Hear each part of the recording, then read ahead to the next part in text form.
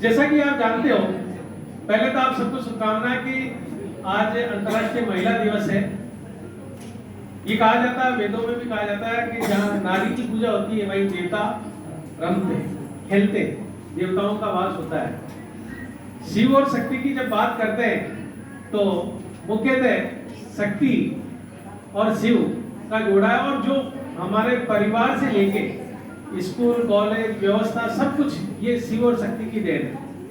और जो शक्ति है वही व्यवस्था है, और इसका आधारभूत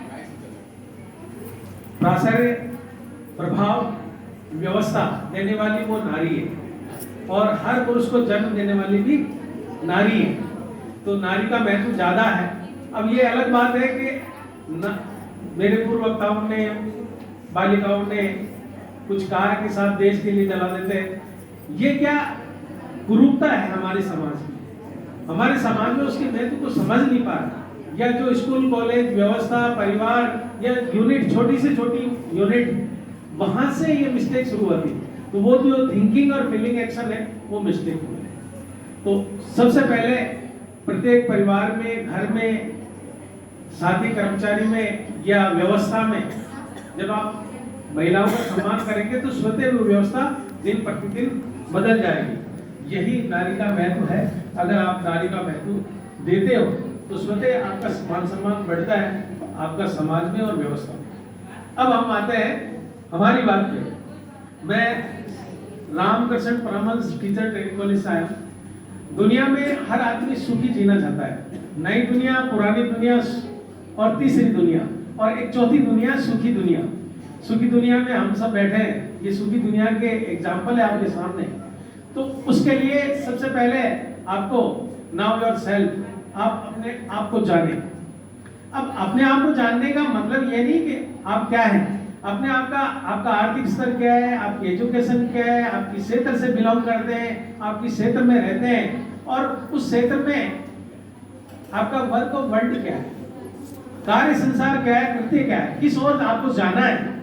इसके लिए आपके शिक्षकगण से लेके, परिवार से लेके, आस पड़ोस से लेके, आप प्रत्यक्ष अप्रत्यक्ष रूप से देखते हैं, समझते हैं, सुनते हैं, चिंतन करते हैं, मनन करते हैं, और उसके बाद आप एक निर्णय करने की स्थिति में जाते हैं।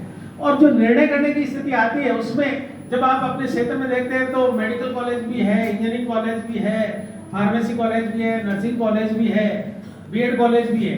तो हमारा शिक्षक शिक्षा से जुड़ा हुआ संस्थान है। तो जो सुखी दुनिया में जीना चाहते हैं तो जो मैंने 5-7 करियर ऑप्शंस बताए, तो उसमें से कोई एक करियर आपको चुनना है।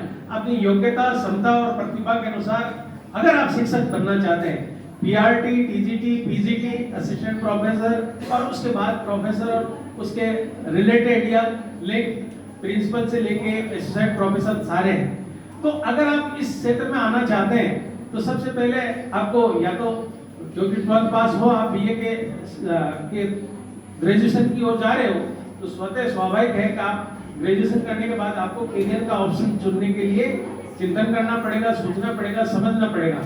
तो इसके लिए जो बेस्ट और बेटर हमारे पास ऑप्शन है वो है एक शिक्षक शिक्षा का।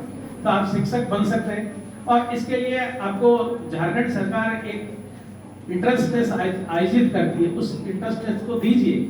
जनरल कास्ट के लिए 50% मार्क्स होने चाहिए ग्रेजुएशन में, और SC/ST OBC के लिए 45% मार्क्स होने चाहिए। दिव्यांग वगैरह अगर जेंडर, थर्ड जेंडर वगैरह है तो उनके लिए नहीं है। और आप कंपटीशन देने के बाद आपके पास फिर 2 ऑप्शन मिलते हैं। वो ऑप्शन ये है कि आप तो ये बाइक कंपटीशन एग्जाम फाइट करके आए और आपकी काउंसलिंग में मेरिट में नाम आया तो आप वैसे आइए। अगर फिर भी नहीं आता तो एक 4th राउंड होता है, उसमें आपका डायरेक्ट चेंज होता है। और इस कंपटीशन एग्जाम के लिए आपको Hindi, English, teacher attitude, aptitude और आपका जीके या रीजनिंग का एक टेस्ट होता है 100 नंबर का, उसमें से आपको मार्क्स लाने पड़ते हैं। ये पूरा प्रोसेस है। अभी आपके 15 फरवरी लास्ट है। जो बीए में एपियर है वो भी दे सकते हैं, उनका रिजल्ट वेटेड है या रिजल्ट आने वाला। तो मैं समझता हूँ मेरी बात आपको समझ में आई होगी। मैं एक बार पुनः प्राचार्य महोदय और आप सभी को पुनः धन्यवाद देता हूँ, मुझे 5 मिनट का अवसर दिया। Okay, now thank you.